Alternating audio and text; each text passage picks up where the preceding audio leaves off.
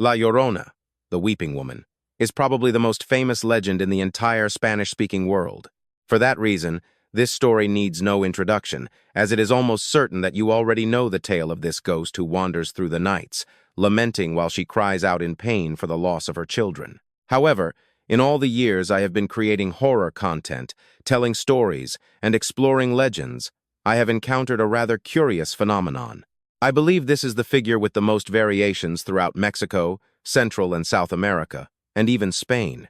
Each region has its own version, and there is no shortage of people claiming that theirs is the true and original one. For that reason, today I'm going to do something I have been planning for a while, which is to gather all the variations and versions of the story of La Llorona that exist. We are going to list here all the female entities I could find that share certain characteristics around the world, whether in appearance, their origin story, or the way they have appeared and have been seen by some people throughout history, delving into the culture of different parts of this world. This, of course, does not mean that the stories I am going to tell are copies or derivatives of La Llorona, but rather my only goal is to show how different cultures narrate their own version of a female spirit that wanders eternally, lamenting the loss of something or someone, and in most cases, near large bodies of water. Following a structure similar to an internet iceberg, we will go from the most well-known versions closest to the classic legend to those that, although less related, share several similarities that surely, like me, you will find fascinating. So, without further ado, I hope you are ready, and here we begin. La Llorona of Mexico. The most popular and widespread version of this legend was born in Mexican territory. For that reason, we will begin the list with this variant of the legend. Having its roots in the colonial era, this interpretation narrates the story of a very beautiful woman of indigenous origin who fell deeply in love with a Spanish conquistador. Most versions do not mention names, but in some, it is said that the woman was called Luisa, and the conquistador was Nuño de Montes Claros. According to the legend, this forbidden love resulted in 3 children, but the difference in social class ended up separating them. The man, in a very selfish act, abandoned the girl to marry a woman of his own social standing, thus breaking the woman's heart.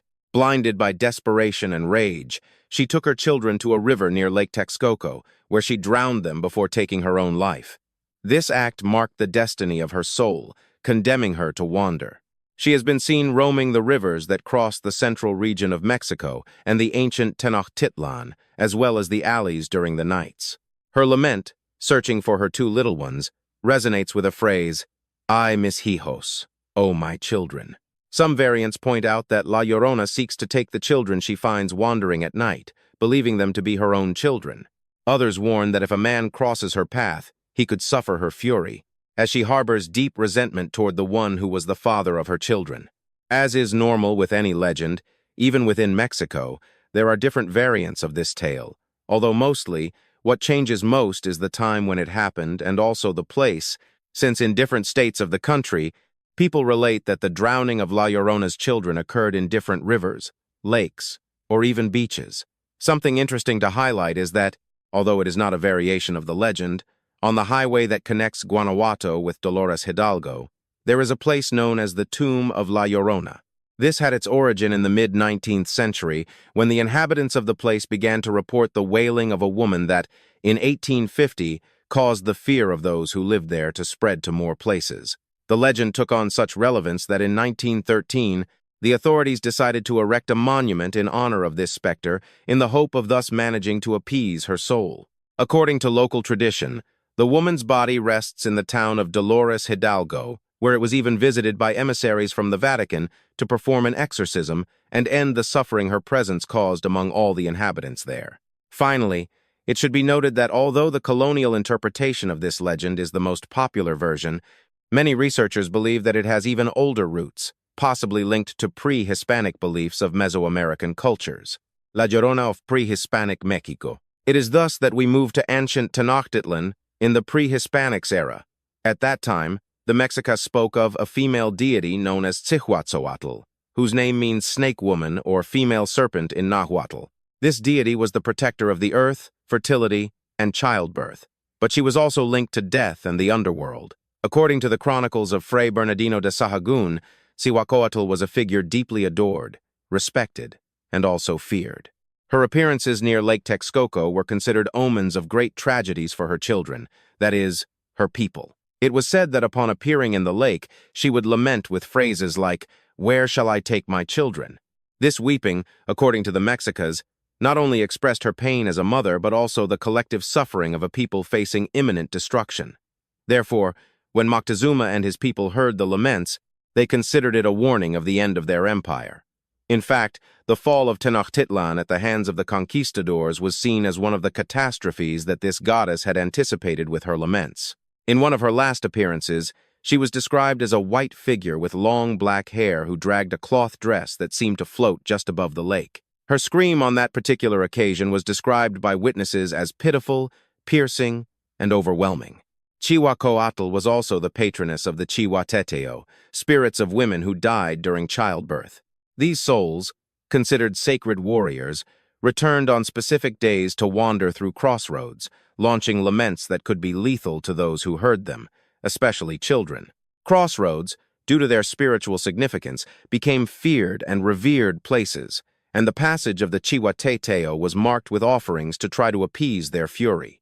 In addition to Cihuacóatl, another pre-Hispanic figure that has been related to this legend is Teoquitlatl, a goddess known for her beauty and her tragic destiny. According to beliefs, Teoquitlatl purged a penalty for having drowned her children in a river.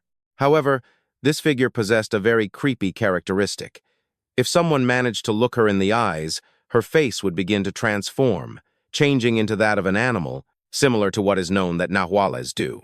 Although there is no conclusive evidence to confirm that Teoquitlatl or Cihuacóatl are the first versions of this specter, the parallels between these figures and their evolution in popular beliefs could be an indication that the legend has its roots in pre-Hispanic myths. Well, so far we have explored the most popular version of the legend and its possible origins in Mexico, but the truth is that this story does not stop there. Throughout Latin America, the specter of a woman who cries and searches for her lost children manifests itself with different tales, each with its own nuance adapted to the culture and beliefs of its region.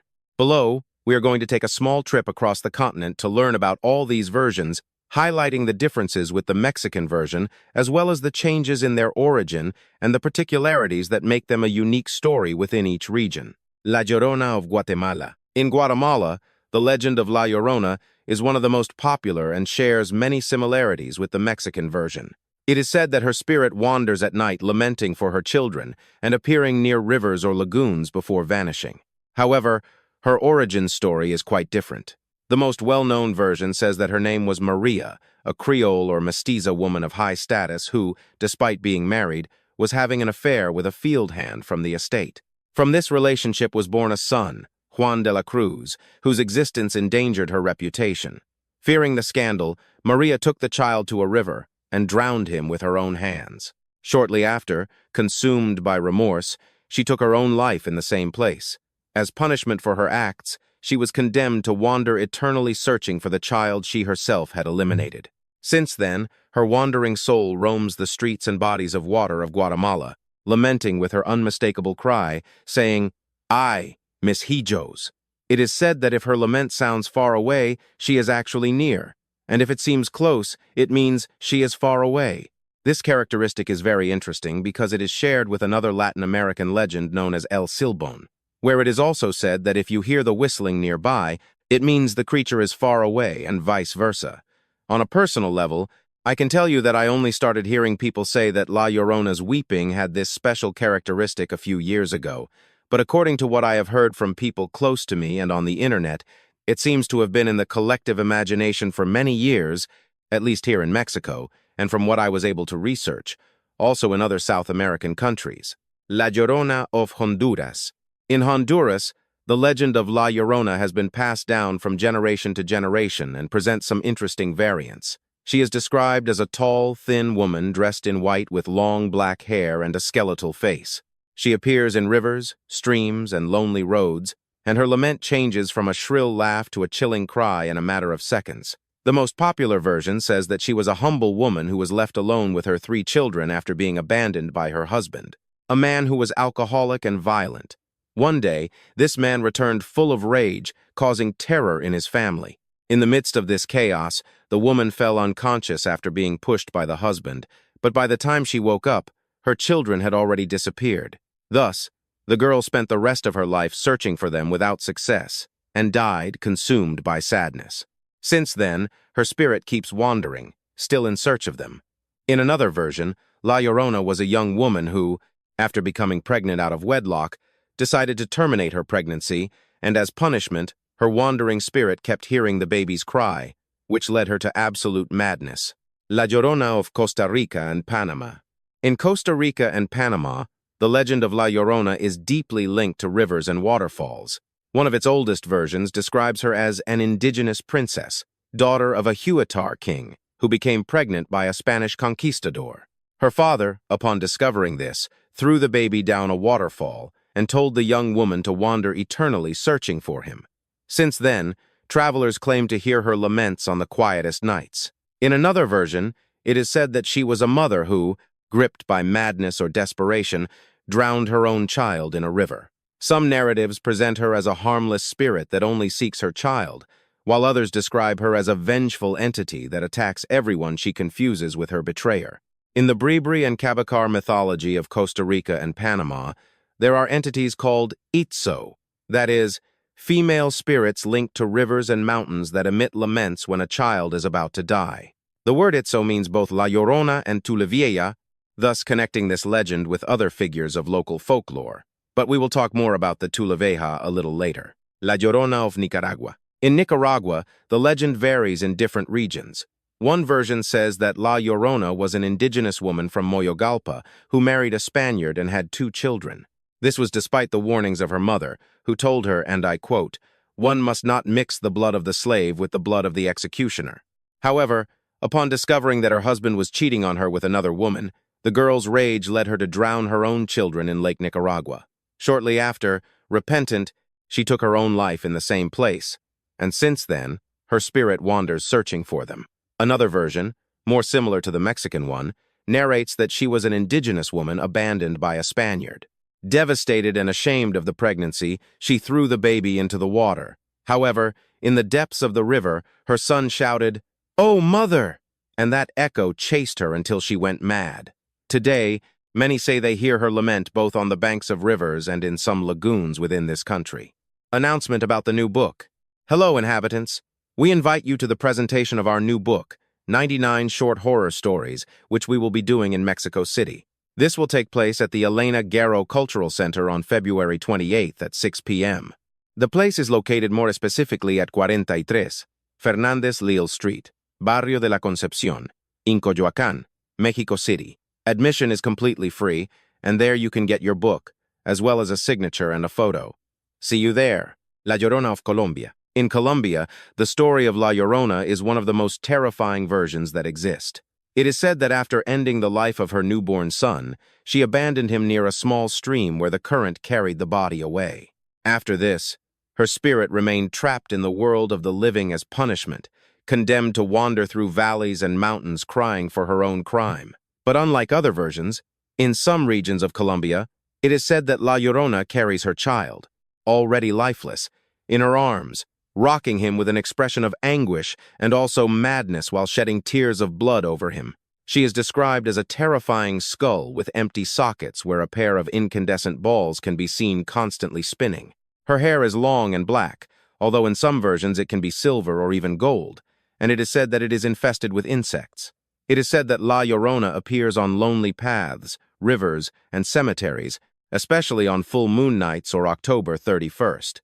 Some warn that if someone manages to look her directly in the eyes, they will then be trapped in her power and will be tortured with her heart-rending screams. La Llorona of Venezuela. In the Venezuelan plains, the story of La Llorona has been told for generations, with elements that differentiate it from other Latin American versions. Here, her story begins with a young woman in love with a soldier who abandons her upon finding out about her pregnancy.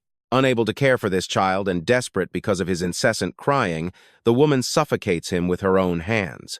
Upon realizing the crime she committed, she begins to cry with such pain that the neighbors find her consumed by desperation, but they also curse her, and she escapes to the plains, where she finally dies, turned into a wandering specter. Since then, her spirit wanders through the fields, appearing in rivers and very dark paths. She is described as a tall woman dressed in white with a black cape over her and a hood, carrying a baby in her arms. Her lament is so terrifying that those who hear it feel a supernatural cold and an inexplicable anguish that takes a long time to leave them. An important detail of the Venezuelan version is that La Llorona is not only looking for her son, but also steals small children that she finds alone, thus trying to substitute the baby she lost. The myth of La Llorona is still very alive in Venezuela, told as a warning to children and also forming part of the vast folklore of this country. La Llorona of Ecuador. In Ecuador, the legend of La Llorona preserves classic elements of the story but with a very chilling variation that distinguishes it from other versions. Her punishment does not end with the lament, but she seeks revenge in a quite disturbing way. According to the most widespread account, it was a young single mother. Fearing the rejection of her family, she threw her baby into a river to hide her shame, but the moment she did it, she felt an indescribable terror and tried to save the child, but the current had already carried him away. Since then, her wandering spirit wanders the riverbanks, crying and repeating incessantly, "Here I left him, here I killed him, here I shall find him." But there exists another macabre detail in the Ecuadorian version.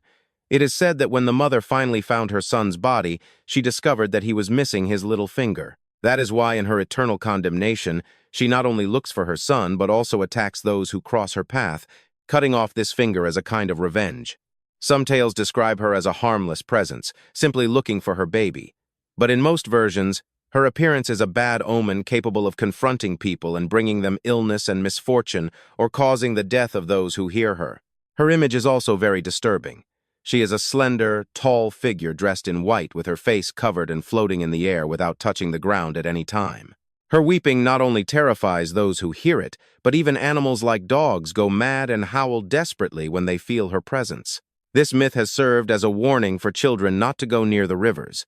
But beyond being just a story, there are those who swear to have seen her and ensure that her lament continues to resonate on the darkest nights when the river denies her that eternal rest that she will never find. La Llorona of Peru. In Peru, the legend of La Llorona has evolved with a particularity that differentiates it from the versions of other countries. It is not only the wandering soul of a mother who lost her son, but her presence is an announcement of death. This tale has been passed down for generations, especially on the north coast and the Peruvian highlands. It is said that her mournful lament is not a simple cry of sadness, but a warning. Those who hear it are about to lose a very close loved one. For this reason, many Peruvians avoid passing near rivers or ancient huacas when night falls, as the specter normally manifests in these types of places. There are several versions of the story, as everywhere. One of the most popular tells that in the time of the conquest, an indigenous woman fell in love with a Spaniard and became pregnant, but upon seeing herself abandoned, gripped by desperation, she drowned her baby in the Rimac River. But as soon as she did it, she felt an unbearable pain and, full of remorse, she threw herself into the waters to save him, but she did not succeed. Since then, her wandering spirit roams the city of Lima, especially by the Rimac River and the San Cristobal Hill, where she launches that unmistakable lament, "Where is my son?" Some tales link her with older Andean beliefs like the figure of Mamacocha, a water deity related to fertility and nature. This reinforces the idea that La Llorona may be a kind of fusion between indigenous myths and beliefs brought by the Spanish. In Lima, there are also versions that place her at the Bridge of Sighs, Puente de los Suspiros, where they say she appears on misty nights, crying with a sadness that paralyzes all those who see and hear her. Unlike other variants, in Peru, La Llorona not only looks for her son, but her appearance presages the death of a person.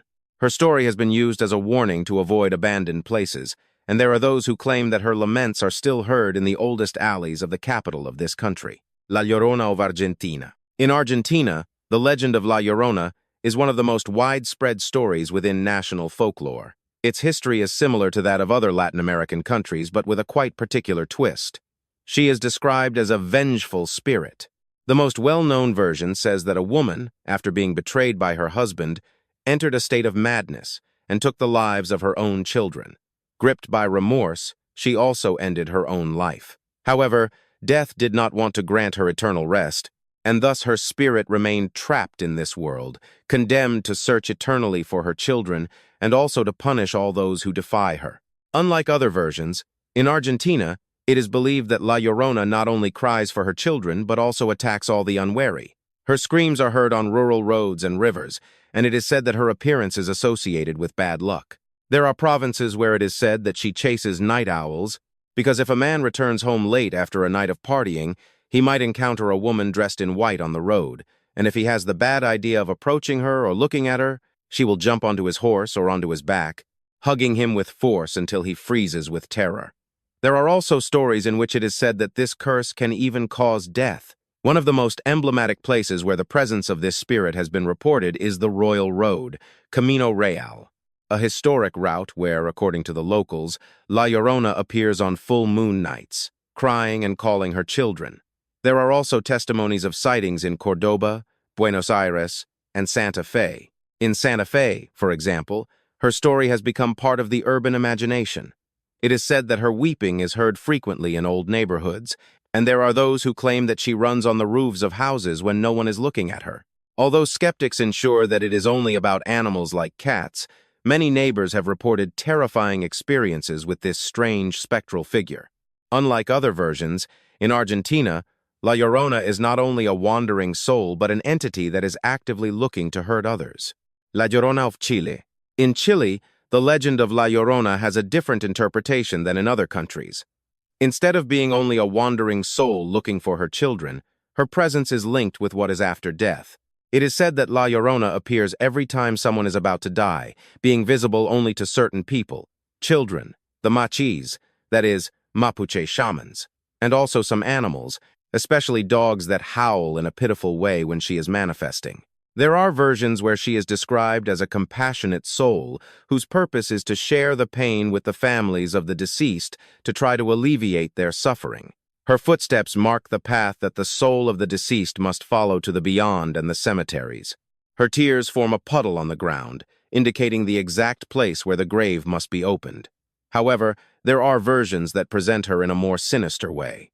There are stories that ensure that her true intention is to take away sick or dying children, snatching them from this world to thus fill the void left by the loss of her own children. In the south of Chile, especially on the island of Chiloé, La Llorona is known as the Pucuyen, a female spirit of Mapuche origin whose name comes from the word cuyen, or tear, but we will talk about her a little later. Unlike the Mexican or Central American version, the Chilean Llorona is not condemned to wander for eternity in search of her children, but seems to have a clear purpose within the cycle of life and death. Her lament, although it is an omen of tragedy, is also many ensure a sign that the person who is going to die will find a safe path to the beyond. La Llorona of Uruguay. In Uruguay, the legend of La Llorona centers on one specific place, Rivera Park in Montevideo. Unlike other versions in which her spirit appears in multiple regions, in this variant of the story, she is completely linked to this site. There are several versions about the origin, but all agree that she is the ghost of a woman who wanders through the park and the lagoon crying inconsolably. One of the best-known stories says that a family was enjoying a night picnic in the park when a tragedy occurred. While the father was heading to the car, some robbers surprised him and brutally took his life. The mother, upon finding him dead, ran desperately for her children, but found them in the lake, already floating lifelessly. Devastated, she entered the park crying in a heart-rending way until the pain consumed her completely and she lost her life in that same place. Since then, her spirit remained trapped in Rivera Park, appearing to those who roam the area in the late hours of the night. Another version says that La Llorona was a young single mother who, shortly before her wedding, took her baby to the park and left him near the lake, but the child disappeared into the water and, consumed by pain, she ended up throwing herself into the lake as well. Since then, it is said that her spirit appears dressed as a bride, wandering through the park and looking for her baby. There are other versions in which the story does not even involve children. There is an alternative account that ensures that La Llorona and her husband were murdered by robbers, and their bodies were thrown into that same lake, and from that day on, every 9th of the month, strange laments and crying are heard in Rivera Park, right in the place where the couple's bodies were found. Witnesses describe this entity as a tall woman dressed in a white tunic with long, loose, and matted hair, But what most distinguishes her is her terrifying cry that on serene nights resonates in a heart-rending way. Some believe she appears to warn of tragedies, while others ensure she seeks revenge or that she is simply a soul that remains trapped in an eternal cycle of suffering. I am aware that some will notice that some regions were omitted where La Llorona is also spoken of. The truth is that in many of these countries, the differences with other versions of the legend are really minimal. The changes tend to be more superficial details, like the place where the specter appears or the name the woman had when she was alive, but in essence, the myth is the same. Therefore, to avoid repeating the same story too much, we focused only on the versions that had clearer differences.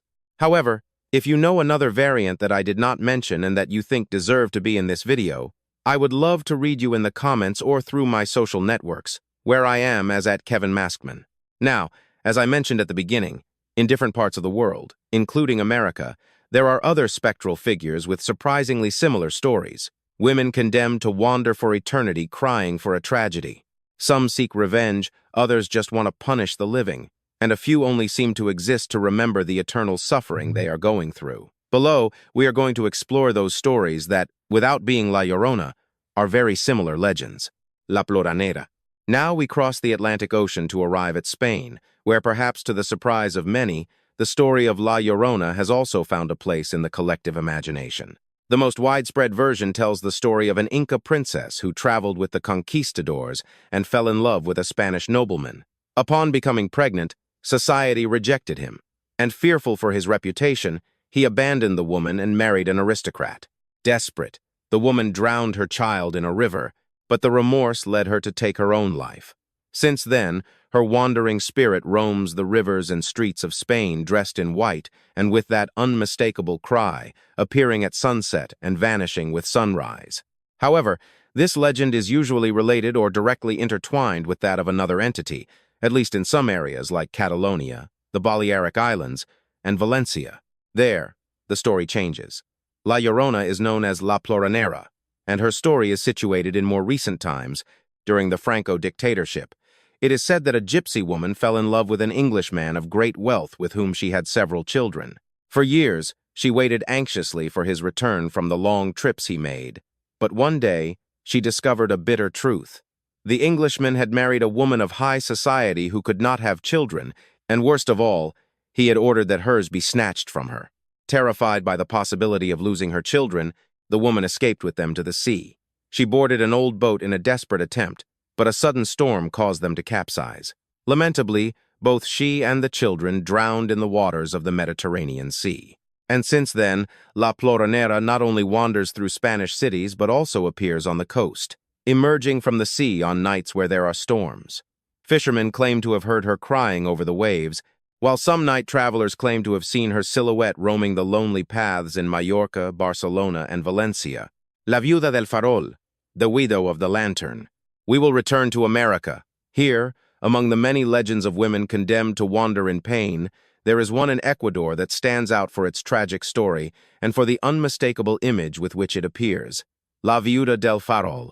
This story is told in Cuenca, especially on the banks of the Tomabamba River, where many claim to have seen a mysterious light moving in the darkness as if someone were walking with a lantern. And if you listen carefully, you can also hear the crying of a woman calling for her lost child. It is said that it all began centuries ago when a young woman of incomparable beauty was left a widow and alone with a newborn baby. However, this pain did not stop her from finding love again. In secret, she sustained an affair with a priest, crossing the wooden bridge that connected their homes every night to be able to meet with him. But one rainy night, while she was crossing with her child in her arms, a carelessness changed everything.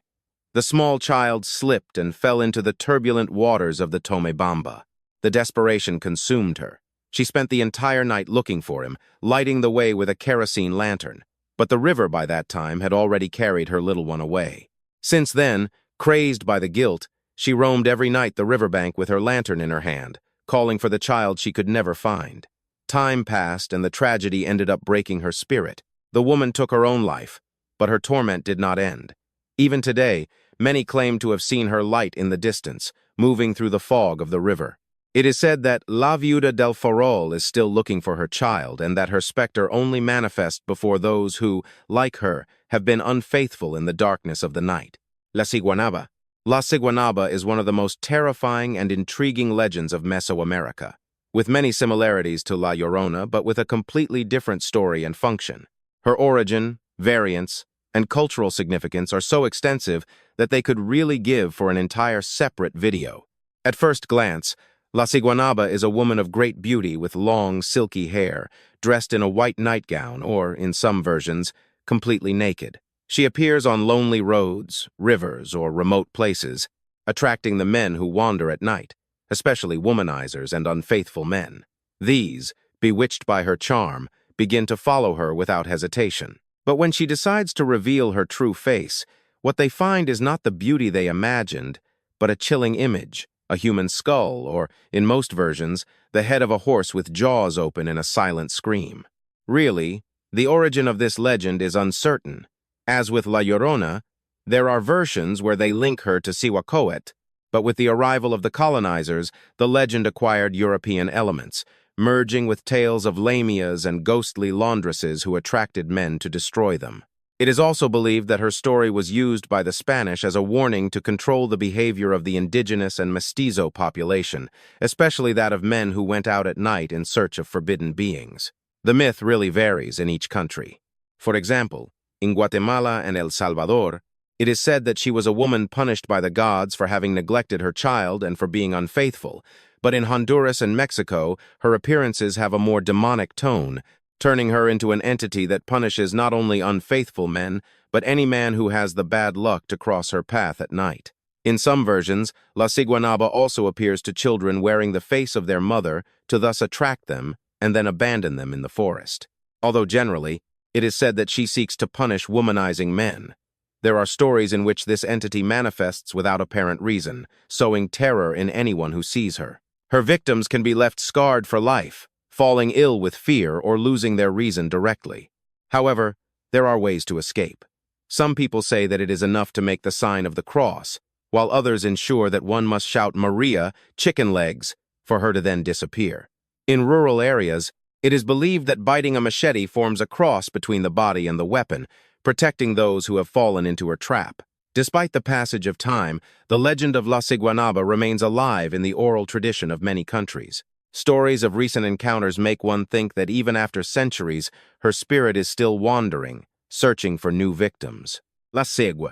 Although La Ciguanaba and La Cegua are very similar legends and are often confused, there are key differences between both stories. Both appear as beautiful women who punish womanizing and night owl men, but La Cegua is a more frequent legend in places like Nicaragua and Costa Rica. Her transformation, in fact, tends to be even more shocking because at the moment of revealing her face, she turns into a kind of horse, but one that is in an advanced state of decomposition with huge teeth and bright eyes. While La Ciguanaba is linked to betrayal and divine punishment, La Cegua has more varied origins. In Costa Rica, it is said that she was a vain woman who cursed her mother and was condemned to terrorize men with her horrifying face. In Nicaragua, she is described as a witch who made a dark pact, giving her soul to be able to transform every night into this creature and thus avenge herself on the unfaithful. Another key difference is her method of attack. While La Ciguanaba usually attracts her victims to ravines or drives them mad with her frightening appearance, La Cegua clings to riders or drivers, thus directly causing accidents or leaving men with fever and symptoms of madness. To escape from her, the legends suggest carrying mustard seeds, since her obsession with collecting them prevents her from continuing her pursuit until dawn. It is also believed that showing her a hat with the crown facing up or carrying a religious relic can scare her away and make her disappear completely. La Dama Tapada, the Veiled Lady. The legend of La Dama Tapada is one of the most disturbing stories of Ecuador, in particular of the city of Guayaquil, where it is said that this seductive specter has taken the lives of several men. La Dama Tapada is described as a woman of exquisite beauty with skin as white as porcelain and a long black silk dress. She always carries an umbrella on her shoulder and a veil that barely covers her face, which accentuates this air of intrigue. She appears during midnight in bars or dimly lit streets, where her presence is enough to hypnotize unsuspecting men. One of the best-known tales speaks of a young man named Onryō who used to frequent a bar in Guayaquil. Night after night, he watched the mysterious lady until he finally decided to approach her. With a soft and enigmatic voice, she confessed that she had lost someone she loved deeply. Onryō, captivated, offered her his company, and from that night on, nothing more was known of him.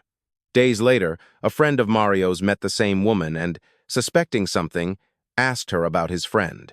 The lady answered with evasions and little by little began to reveal the details of her story. She told that in life, she had been a young woman in love with an English merchant with whom her father had forbidden her to be. Seeing the suffering in her look, the man agreed to accompany her to learn more about her tragedy. They walked together through the streets, which were becoming more deserted, until without prior warning, the woman lifted her veil. What her companion saw was nightmarish. Her face was no longer that of a beautiful young woman, but that of a skeleton covered in rotting skin and accompanied by an unbearable stench. It is said that the man never managed to escape, also falling into this abyss of darkness to which La Dama Tapada drags all her victims. Some claim that this legend arose as a warning for men who let themselves be carried away by beauty without knowing the true nature of those around them. Others, however, believe that it is a spirit that is still wandering even today through the streets of Guayaquil, searching for new souls to drag them and carry them with her. La Tarumama. In the Nariño region of Colombia, the terrifying legend of La Tarumama is told. It is said that she is an old, hunched woman with wrinkled and muddy skin, large hanging breasts that she must carry on her own shoulders, and the most disturbing thing, instead of feet, she possesses mule hooves. Her lament resonates on cold nights, tormenting all those who have the misfortune of hearing her. Her origin varies according to the version of the tale, but the most widespread ensures that she was once a common, ordinary woman until something happened in her life that changed her completely. It is said that she became pregnant by the rainbow, which in some interpretations could symbolize a magical or divine being. However, at the time of childbirth, the weakness and pain made her faint on the banks of a river, and thus, while she was unconscious, the current carried her son away, losing him forever. When she woke up and did not find him, her desperation led her to transform into a monstrous being, condemned to wander eternally in search of her little one, crying and screaming in the darkness. The town fears her not only for her appearance, but for what it is said she does with children. And it is said that upon not finding her son, she confuses other little ones with him and takes them away, sneaking into the houses at night and stealing them from their cribs. It is also said that she survives by feeding on coal and ash, so the peasants fear leaving stoves on at night, because they believe that this way La Tarumama can arrive in search of her strange sustenance. Despite the terror she inspires, this figure has in fact been adopted into the cultural tradition of Nariño and Cauca. In the famous Carnival of Blacks and Whites, celebrated every January, floats are created that represent the mythological creatures of the country, and La Tarumama is one of the recurring presences there. In these festivities, she is represented with her skin covered in ash, sunken eyes, and an anguished face, as a way of remembering her tragic story and thus keeping this tradition alive. Although her origin is uncertain, the tales of La Tarumama still resonate in Colombian culture. For some, it is a legend that warns of the danger of losing a child, and for others, it is a spirit that still cries in the mist of the rivers, waiting to find the child she lost so long ago. La Tula Vieja. In the popular tradition of Costa Rica and Panama, La Tula Vieja is a female specter with a tragic origin and a terrifying appearance. This entity presents itself as a wandering woman who roams paths and rivers desperately looking for her child. However, unlike other similar figures, her aspect is very grotesque. Her skin is wrinkled, her hair is matted, and in some versions, she even possesses wings and bird claws.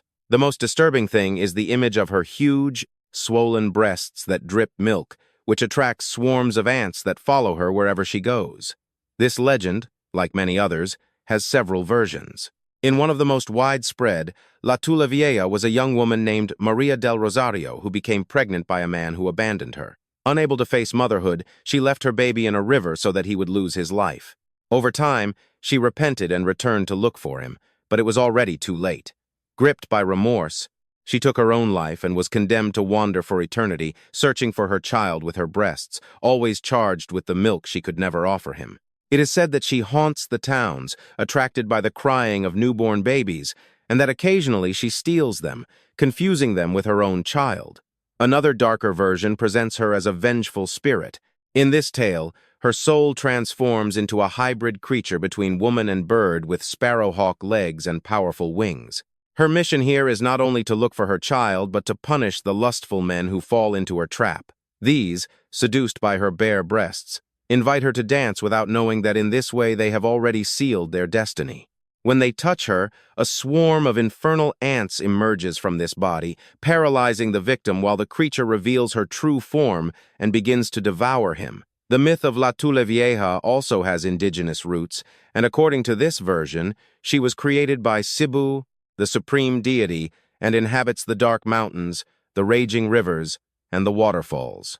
Her relationship with the rivers and her constant crying have linked her several times with La Llorona, but her monstrous form and her hunger for revenge make her a completely different entity. In Panama, for example, the myth of La Tulevieja acquires an even more sinister nuance. In some versions, her face is a colander with long hairs that peek out through the holes. In the Ngebugle indigenous region, she is known as Tepesa, an indigenous woman who was deceived and abandoned by a Spaniard. Fearful that her tribe would discover the pregnancy, she threw her little one into the river, only to be thus cursed by God. Since then, she wanders the ravines and rivers crying for her sin and searching eternally for her child. Currently, La Tulevieja continues to be one of the most feared legends of Central America. Her appearances are also seen as omens of misfortune, and in many communities, it is believed that her lament announces death. Although her story is impregnated with pain and guilt, the terror she inspires demonstrates that her condemnation is still eternal and that her search will never have an end. La Sucia, the Dirty One. In Honduras, the legend of La Sucia is confused with that of La Ciguanaba and La Segua, but her story has several unique nuances. It is said that she was a young woman of great beauty who lived in a rural area helping her parents with the work of their home. A wealthy man one day fell in love with her and they asked to marry. But on the day of the wedding, it was discovered that the girl was not baptized. The priest then refused to marry them, which plunged her into a deep depression. Her fiancé, losing hope, abandoned her, which finally led her to madness. Gripped by pain, she never took off her wedding dress and wandered in pain until one day, upon finding out that her beloved would marry another woman, she ran toward a cliff and threw herself into the void. Since then, her spirit wanders errant in search of her fiancé. The appearances of La Sucia occur in rivers and lonely paths, especially to womanizing or drunk men. At first, she shows herself as a beautiful and seductive woman, sometimes even taking the form of the partner or the love interest of said man. However, when they approach, her face turns into a grotesque and terrifying vision, causing madness in all those who see her. Some versions say her face is that of a horse, while in others she is described with her hair covering her skeletal face. Although her story shares elements with La Ciguanaba and La Segua, La Sucia has a more romantic and tragic origin, linked to heartbreak and desperation. Her legend remains alive in the rural areas of Honduras, where her specter is considered a punishment for all men who are unfaithful, and it is also considered an omen of misfortune. La Pucuyen. In the Mapuche and Chilota tradition, the Pucuyen is a funeral spirit native to Chile whose presence announces death. Her name comes from the Mapudungun Pukwenu, which means many tears. She is described as a thin, tall woman dressed in black or white who cries incessantly while she wanders along paths and cemeteries. Her weeping not only is a warning of the imminent death of someone in the community, but also serves to guide the soul of the deceased to the beyond.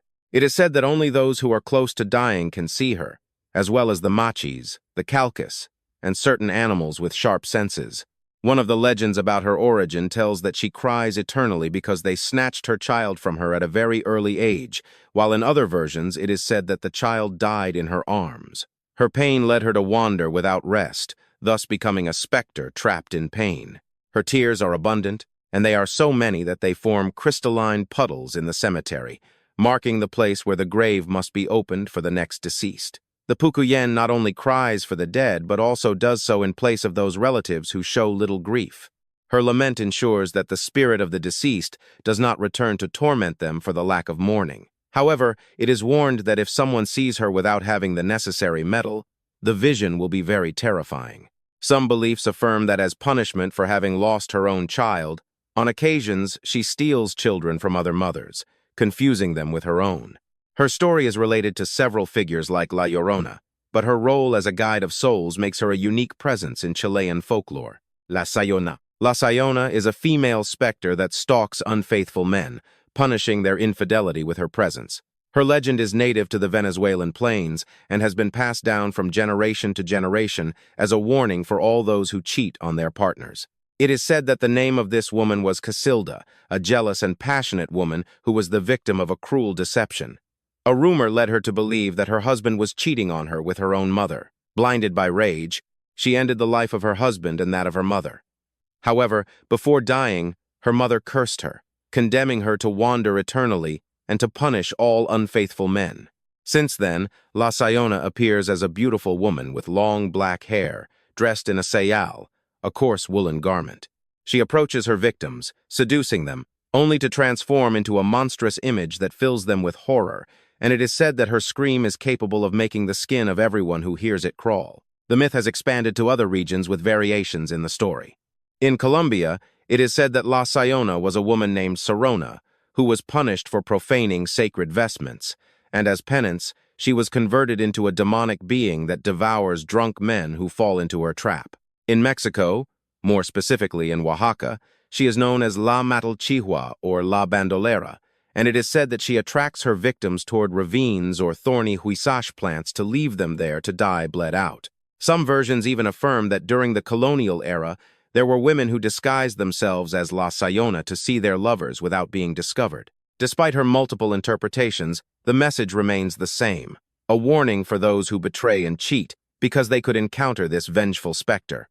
La Patasola, the one-legged woman. La Patasola is one of the most feared specters of Colombian folklore. It is said that she is a wandering soul of a woman who was unfaithful, thus punished with a monstrous existence. Her aspect is hair-raising, a single leg that ends in a hoof, tiger eyes, matted hair, and sharp fangs. Although she can present herself as a beautiful woman to seduce her victims, in reality, she is a vampiric creature that devours flesh and sucks the blood of those who fall into her trap. The most widespread legend tells that a beautiful woman married to a peasant fell into the temptation of her boss, who showered her with compliments and gifts. When the husband discovered the betrayal, he surprised them together, and blinded by rage, he took the life of her boss with a machete blow. The woman tried to escape, but her husband reached her, and in an act of fury, he cut off one of her legs, thus letting her life end bled out. Since then, her soul wanders through the forests, tormented by remorse and the desire for revenge. La Patasola inhabits the jungles and mountains in Colombia, protecting nature and punishing invaders, especially hunters and woodcutters. She appears to them as an irresistible woman, attracting them with her beauty to the depths of the forest. There, when the victim lowers their guard, she reveals her true form and then finishes off her prey to protect herself from her. The peasants resort to rituals and orations, believing that with certain words they can ward off her influence. However, La Patasola remains a symbol of warning, remembering the punishment that betrayal and deceit can bring. La Viuda, the widow. Although both share a name and the figure of a female specter, the widow native to Chile and Argentina should not be confused with La Viuda del Farol, an Ecuadorian legend. This vengeful and feared entity appears on lonely paths in the central and southern zone of Chile, as well as in Argentina, stalking all those who travel in the darkness. It is said that the widow in life was a woman or a witch who, after losing the love of her life, went mad with pain and swore revenge on all men. Before dying, she made a pact with the devil to ensure that her hatred could persist beyond her death. Then, dressed entirely in black with a veil that covers her face to the ground, the widow now stalks the lonely riders who travel at night. Her presence causes horses to stop abruptly, neighing in terror before running away out of control. It is at that moment when the woman gets on the haunches of the horse and guides it toward a ravine where both the rider and the animal find a tragic end. The next day, the only thing that can be found are the bodies at the bottom of the ravine. However, her revenge is not constant. On some occasions, her hatred gives way to nostalgia for male affection, which leads her to haunt the towns in search of lonely men.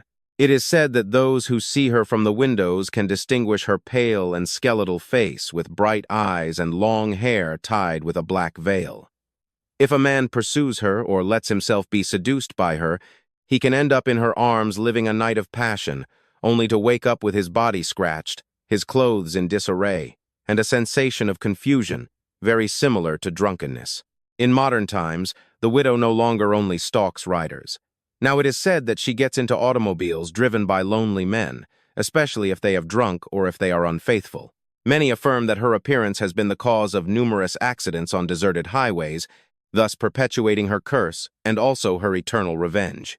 Announcement about the other channels. Hello, I am going to interrupt the video for a moment just to remind you that we have more content besides what you can see on this channel, which is Mundo Creepy, or if you are listening on platforms, our Mundo Creepy Mystery Program. And that is that we still tell stories from our public, stories that people send us to our email, mundocreephistories@gmail.com. But now we publish them on our Mundo Creepy Stories program, which is how you find it on YouTube and also on all podcast platforms. Besides this, we have our live podcast Noctambulos, Night Owls, which is broadcast on Wednesdays at 8:00 p.m. It has its own YouTube channel and also has its own program on audio platforms. And last but not least, our Mundo Creepy Creepypastas program, which is basically what we started with, writing fictional stories that are published regularly on this channel and also in audio format for your enjoyment, wherever you are on any platform that you prefer. I know there are many people who still get a little confused about where the new content is, so that is why I wanted to make this brief video to explain it to you. And now, yes, we are going to continue talking about the legends of La Llorona around the world. As perhaps you will have noticed by now, we have covered stories and legends mainly located in Latin American territory, except for La Llorona of Spain, of course. However, now it is time to go further and look in other parts of the world for tales of specters of ghostly women who wander at night, cry for their lost children, or stalk the unwary.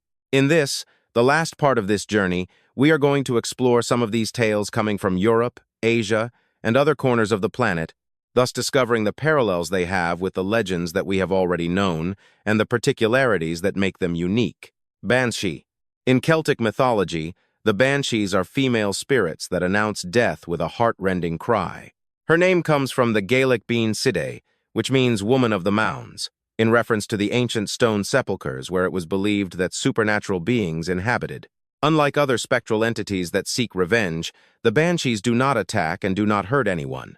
Their only function is to warn families of the imminent departure of one of their members. It is said that each banshee served an Irish family of noble lineage, particularly those with the prefixes Mac or the prefix O in their surnames. In ancient times, when someone died, it was common for a woman to intone a funeral lament. However, in certain families, this lament did not come from a common person, but from a banshee who cried for the death even before the news reached the home of the deceased. The descriptions of these entities vary. In some, they appear as old women with gray hair and ragged clothing, while in others they are young women of ethereal beauty with long red or white hair and dresses that float in any way. Their most distinctive trait is their scream, a supernatural lament that freezes the blood and announces an imminent loss. Some stories also affirm that they can appear in dreams to warn about these same tragedies. The most famous banshee is Awibiel, who haunted the royal family of the O'Briens. According to the legend, the night before the Battle of Clontarf in the year 1014, King Brian Boru saw her washing the clothes of the soldiers until the water turned red as blood, an omen of his destiny. In Scotland, her equivalent is the Beannig, or the washerwoman of the rivers, who appears cleaning the clothes of those who are about to lose their lives. Like the Irish banshees, their screams not only presage death, but also serve as a link between the world of the living and the beyond. Pontianak. The Pontianak is one of the most feared specters of Southeast Asia. It is said that it is the spirit of a woman who died during pregnancy or at the moment of giving birth, condemned to wander with an insatiable desire for revenge. Her name comes from the Malay Perempuan Mati Beranak, which means woman who died in childbirth. This terrifying being not only has inspired the name of the Indonesian city of Pontianak, but remains a fundamental part of the folklore of Malaysia, Indonesia, Singapore, and other nearby regions. She appears as a woman of hypnotic beauty with pale skin, long hair, and a white dress. However, her true form is monstrous, for she has sharp nails, a deformed face that reveals her vampiric nature, and bright eyes that are capable of hypnotizing anyone. It is said that her presence is announced with the crying of a baby and a penetrating scent of flowers that soon transforms into an unbearable stench. The Pontianak attacks her victims brutally, tearing their stomachs with her sharp nails and devouring their entrails. In versions, she rips out the sexual organs of men as an act of revenge or sucks the eyes of those who look at her directly. It is believed that she inhabits banana trees during the day and emerges at night to stalk the unwary. To protect oneself from this entity, one must drive a nail into the nape of her neck, which turns her temporarily into a docile and beautiful woman. However, if this nail happens to be removed at any moment, she would recover her malevolent nature. In Indonesia, a similar creature is the kuntilanak, which sometimes takes the form of a vampiric bird and feeds on the blood of young virgins. Throughout the years, there have been multiple reports of Pontianak sightings both in Malaysia and Indonesia, some being considered as simple jokes or frauds, but others described with so much detail that they still feed the fear that people have of this vengeful spirit. Green Lady. The Green Lady is a specter that appears in different urban mythologies of the United States, with stories that vary depending on the region. Her name comes from the characteristic greenish tone with which she tends to be described, whether because her skin is covered in moss and mold, or because she manifests in the form of a mist that acquires this tonality. Although different versions of her origin exist, all agree that her presence is a bad omen. For example, in Hawaii, she is also known as the Weeping Lady of Wahiawa, and it is said that she inhabits the Gulch of Wahiawa near the Botanical Garden. According to this legend, she was a mother who lost her child in this place, and since then, she wanders lamenting, looking for him. It is warned that she steals children who venture into the area, confusing them with her own little one. Her appearance is quite terrifying.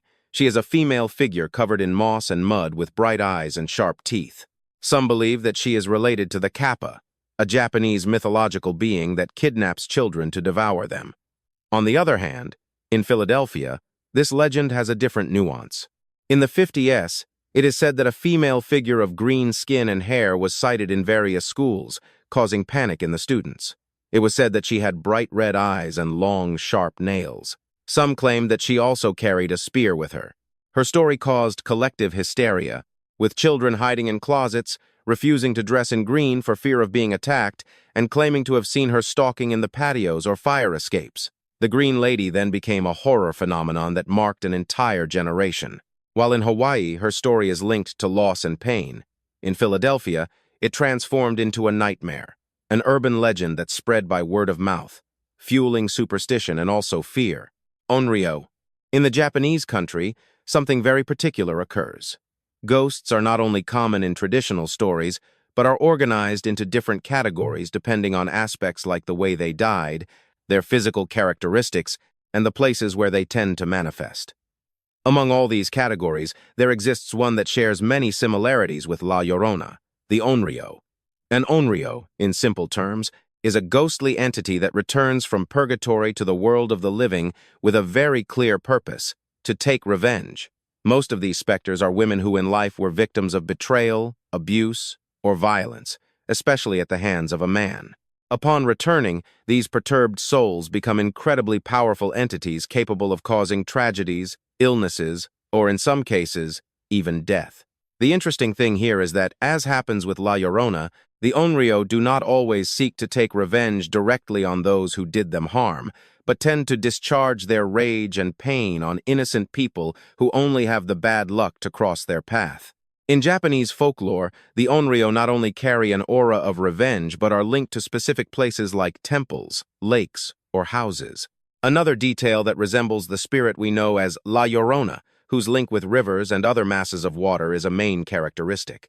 But among all the stories about Onryōs that exist, there are two in particular that I would like to highlight, which resemble much more the tale of the woman of the river. I am talking about Yotsuya Kaidan and Kuchisake Onna. Also called the story of the ghost of Yotsuya, the legend of Yotsuya Kaidan, written in 1825 by Tsuruya Namboku IV, narrates the tragic story of Oiwa, a woman whose life was marked by pain, betrayal, and a supernatural revenge. Oiwa was married to Ayamon, a ronin who, tired of poverty and humility, sought a marriage that would elevate him on the social ladder. Thus, with the help of an accomplice, Imon poisoned Oiwa under the pretext of giving her medicine. The poison disfigured her face in an atrocious way. Her hair was falling out in tufts, and her right eye started to hang. Upon discovering her deformity and realizing the betrayal, Onryō died in a deep state of desperation, but her death did not mark the end of the story. According to the legend, the vengeful spirit of this woman returned to torment Iman and unleash her fury on all those who were involved in her misfortune. Her rage was so intense that her disfigured face began to manifest in everyday objects like mirrors, lanterns, and even shadows that were projected on the wall. In the kabuki representations, the figure of Onryō is especially chilling, a woman with messy hair, skeletal skin, and a disfigured eye that hangs due to the poison. These interpretations are complemented with innovative special effects to intensify the horror in the play, like tufts of hair that fall incessantly during a scene, or her face appearing unexpectedly in lanterns illuminated on the stage. The influence of Cihuacóatl extends even beyond the kabuki theater, because its narrative became a pillar of the Japanese horror genre. Contemporary horror films and ghost stories have taken up key elements of this story, from the grotesque appearance of the legend to her unbreakable thirst for revenge. On the other hand, the legend of Kuchisake Onna, known as the woman with the slit mouth, is an evil spirit that became popular in the 20th century. This is the wandering soul of a woman from whom they snatched her life in a sumptuously cruel way. The legend says that in life, Kuchisake Onna was a beautiful woman whose vanity and attractiveness awakened the envy or rage of her husband, her lover, or even in some versions, a simple stranger. Anyway, this person, in an attack of jealousy, cut her mouth from ear to ear while telling her, "Who is going to think that you are beautiful now?" This act of violence not only ended her life but condemned her to wander for eternity, seeking to redeem her pain through revenge. Since then, Kuchisake Onna tends to appear on lonely streets during misty nights, hiding her face behind a scarf or a face mask. The specter then approaches her victim, normally a youth or a student, and asks her an unsettling question. "Am I beautiful?" If the person answers no, Kuchisake Onna murders her immediately with scissors or a knife. But if the answer is affirmative, she takes off her mask, revealing her grotesquely cut mouth, and asks again, "Even so?" The typical reaction of terror tends to condemn the victim because a scream or a negative answer results in another mortal attack. However, even answering positively to both questions does not guarantee salvation, since in many versions of the tale, Kuchisake Onna mutilates the victim, cutting her mouth to leave it just like hers. The wordplay in Japanese adds an even more sinister nuance to this encounter, because the word kirei, that is, beautiful, is a homophone of kiru, that is, to cut, which turns her question into an implicit threat. "Should I cut you?" Despite the terrifying tone of the story, Japanese folklore includes methods to escape from this fateful encounter. There are versions that affirm that offering sweets to Kuchisake Onna can distract her long enough to escape. Others ensure that answering with a question like, "And am I beautiful?" confuses the spirit, allowing the victim to escape. It is also said that excuses like "I am in a hurry" or even repeating the word pomade 3 times can ward her off, because etiquette and manners are essential in Japanese culture, even for specters. Curiously, the legend is not limited to Japan. In South Korea, there exists a version known as the Red Mask, and according to this tale, a woman underwent multiple plastic surgeries to be more beautiful, but a fatal error of the surgeon left her face completely disfigured. After her death, her spirit began to wander the streets with a red mask that hides all these scars, and like her Japanese counterpart, this red mask interrogates her victims with equally mortal results if she is not answered correctly. Woman in Black. Returning a little to America, in the folklore of the Appalachians and other regions of the South and West of the United States, the woman in black is a terrifying specter that manifests itself to punish men who have committed moral transgressions, especially infidelity or dissolute life. Her story reached notoriety in the early and mid-20th century, with supposed sightings in various cities like Bristol, Tazewell, Lynchburg, and Richmond in Virginia, as well as in Minnesota, in Jackson specifically. It is said that this ghostly figure dressed in black appears suddenly in the night, stalking men who spend too much time away from home. In some stories, she simply chases them to scare them away, but in others, she can even hit them, knock them down, or snatch their lives. In Roanoke, Virginia, it is said that in 1902, she appeared in front of a group of men who were prolonging their stay in a club, demanding that they return immediately to their wives. In Tazewell, 4 members of a church ensured they had seen her and were left so terrified that they ran to their homes without daring to look back. Beyond the local rumors, the myth of the woman in black also expanded to circles of greater power, because in Alma, Nebraska, it is said that even prominent politicians and businessmen were visited by this mysterious figure, among them Congressman Ashton Schallenberger, who would later become the governor of the state. Unlike other legends of spectral women, the woman in black is not crying and does not seek revenge for a lost love. Her presence is a simple moral punishment, a living warning that terrorizes all those who are behaving badly with their wives and forces them to reform. Although most of her encounters are relegated to the past, there are still contemporary stories of people who ensure they have run into this terrifying specter. The Samovilas. The Samovilas, also known as Vilas, are female forest spirits in the mythology of the Balkans, especially in Bulgaria, Macedonia, and Serbia. They are described as extremely beautiful women with long, loose hair, dressed in white tunics of an ethereal aspect. However, under this seductive appearance, dangerous beings hide that can bring illnesses, droughts, and even death. The Samovilas are considered the heiresses of ancient Thracian deities related to nature, hunting, and the moon. In some versions, it is said that they are daughters of Bendis, the Thracian goddess of the hunt, while in others they are spirits of sinful women trapped in a cycle that is between heaven and hell. Their connection with nature is so strong that it is believed they inhabit mountains, rivers, and caves near where there are sources of water, appearing in spring and disappearing along with winter. In the Macedonian tradition, it is said that they live in a mystical town called Patello. Despite their fascinating beauty, the Samovilas are fearsome entities. It is said that they seduce travelers to make them dance until death, and that they kidnap musicians to play for them, devouring them if they cannot keep up with the rhythm. They are also vengeful, because if someone manages to kill their sacred servant, they curse them until causing their death. In the Macedonian tradition, it is believed that they can possess the heart of a man for 5 years, thus giving him mystical knowledge before dragging him with them toward another world. But not all stories about these creatures end in tragedy. There are narratives that speak of men who stole their magical garments while they were bathing, thus forcing them to marry them. However, once the Samovila recovers her clothes, she escapes and abandons her husband and children forever. It is also believed that they possess great knowledge of healing herbs, and that collecting them on certain days, like the eve of the Ascension, enhances their healing properties. Although Christianity tried to eradicate these beliefs, the figure of the Samovila still survives, and currently, in some Bulgarian villages, one still fears their wrath. In some mountains and rivers one can still hear their name, remembering the presence of these beings that are challenging the line between the divine and the wild. The Lady in White. We are going to finish with a figure that transcends the local and has become an archetype at a global level. More than a specific entity, the Lady in White is a recurring tale in the folklore of various cultures around the world. It is present in many cultures and tends to represent the wandering soul of a woman who suffered a tragic or violent death. Her presence tends to be linked to rural places, lonely highways, castles, bodies of water, or other similar places, and it is said that her appearance is a symbol of misfortune, or that it can even presage death.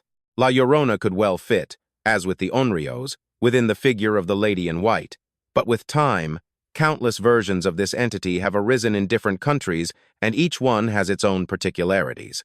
In fact, if you think about it well, most of the specters and legends that we narrated in this video could be a version or could be a type of Lady in White, but now we are going to talk about some that we have not mentioned and that are more representative of this figure. In Brazil, the Dama Branca is the specter of a woman who died in a violent way, many times at the hands of her own father or her husband, as punishment for infidelity. She is described as a pale figure in a white dress who wanders in silence or whispers her tragic story. Sometimes, her appearance is related to stories of revenge where women were punished for unjustified motives. In Canada, near Quebec, the legend is told of a young woman who lost her fiancé in the Battle of Beauport. Desperate, she threw herself from the Montmorency Falls with her wedding dress still on. Since then, her spirit wanders through the area dressed in white and crying for the loss of her beloved. A small waterfall in the region is known even as the Waterfall of the White Lady in her honor. Now we go to Germany, where the Lady in White is associated with the royal Hohenzollern family. It is said that she appears in the Plassenburg and Berlin castles, presaging death and misfortune. Her origin is attributed to a noblewoman who, according to the legend, murdered her own children, believing that this way she could marry a prince. Condemned by these actions, her soul remained trapped in this world as a wandering specter. Versions of the Lady in White are found in the Haapsalu Castle. According to the legend, a young woman disguised herself as an altar boy to be near the man she loved. But upon being discovered, she was walled in alive in the walls of the castle. And it is said that on full moon nights in August, her figure can be seen peering from a window crying for her tragic destiny. In the Philippines, the Lady in White is known as Capra, though often the White Lady is separate. She is known as White Lady, and is one of the most feared figures in local folklore. The most famous story occurs on Ballet Drive in Quezon City, where it is said that the specter of a woman with long hair and dressed in white appears to drivers asking for a ride. If someone picks her up, she will mysteriously disappear before arriving at her destination, leaving behind a trail of terror. On the other hand, in Hungary, the ladies in white are associated with medieval castles and noble lineages. One of the most famous is linked to Elizabeth Bathory, the legendary countess assassin whom we talked about a little while ago in another video, and whose spirit, it is said, still haunts her castle dressed in white in search of new victims. In Ireland, the Lady in White is linked to Charles Fort, where it is told that a bride took her own life after her husband died on their wedding night. Her spirit continues to appear every year on the anniversary of her death, screaming in desperation and terrifying all those who hear her. Now in the Netherlands, the witte weeven, that is, white ladies, are natural beings that can be both benevolent and malevolent. In some stories, they help in childbirths and guide lost travelers, while in others, they steal children and drag men to their deaths. It is believed that they inhabit ancient moors and swampy villages, where their figures appear wrapped in mist. In the United Kingdom, the ladies in white are linked to medieval castles and ruins, mainly in England and Wales. Some of the best known are Barry Pomeroy Castle, where the Lady in White is a vengeful spirit that terrorizes those who see her. Porchester Castle, where a mother died upon falling from the tower trying to save her child, and her ghost continues wandering, still looking for her little one. The Lady of Wist Church, whose spirit supposedly appeared in a photograph taken in the church in 1975. Now returning to the United States, the legends of the Lady in White have been adapted to highways and lakes, and some of the most famous are the following. The Lady of the Lake in Rochester, New York, who is looking for her missing daughter. The Lady of White Rock Lake in Texas, who appears soaked on the road asking for a ride before vanishing. The Lady of Union Cemetery in Connecticut, which has been captured in multiple photographs and videos. Despite the differences of each version, the Lady in White always represents pain, tragedy, and a premature death. Her story repeats itself in multiple cultures, from Europe to America and Asia, reinforcing her place as one of the most recognized and also feared ghostly figures in the world. And thus we reach the end of this extensive but, I hope, interesting video. Remember, I really tried to compile all the versions of La Llorona that exist, although what I tried to do really is to bring those that had characteristics different enough or unique enough to be told and, as I said several times, not tell the same story one and another time. Anyway, surely some version will have passed me by, so I will be delighted to read you in the comments or through my social networks. Truly, thank you for reaching this point, and without more to add, see you later.